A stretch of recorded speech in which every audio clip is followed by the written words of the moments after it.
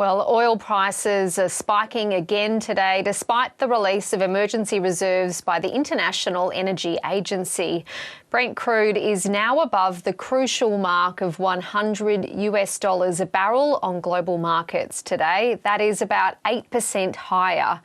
Now, as you can see here, these skyrocketing prices that we're seeing at the moment are despite the IEA announcing the release of 400 barrels of oil from its 32 member countries. Now, about 20% of the world's oil supply is cut off as Iran chokes the crucial pipeline, the Strait of Hormuz. Now, energy analyst Saul Kovanik says that financial markets might have taken the IEA's release of oil as a bad sign overall. So actually, even though it's releasing more volumes to the market, the signal to the market is that things could still get worse. And therefore, you've actually seen oil trade higher on the announcement that they're going to be releasing a lot of strategic stocks. And so from my perspective, we're still on an escalatory trajectory in terms of the conflict, and we're still likely to see higher oil prices inching up over coming days and weeks. And the ASX is also trading down sharply today as the war in the Middle East continues to rattle investors. Now, the ASX is trading lower and lower as the day goes on. It's off about 1.5% currently. All sectors are lower except for energy, which is up on this soaring oil price.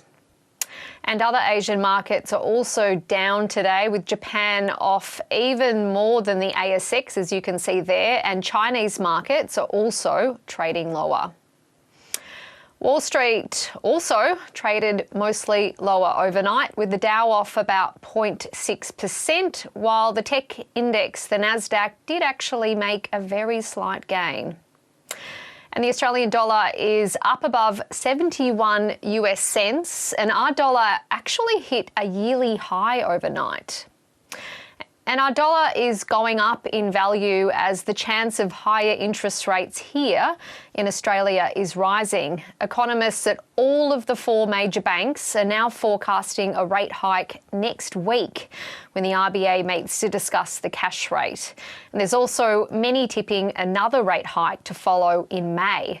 Economists say that this is because inflation risks are rising, with the soaring price of fuel pushing up household costs, and it's likely to be fed through to other everyday items like food prices. The cash rate is currently at 3.85 percentage points. A rise of just 0.25 percentage points would add about $90 more onto the monthly repayments of a mortgage of $600,000, while a double hike would add $181.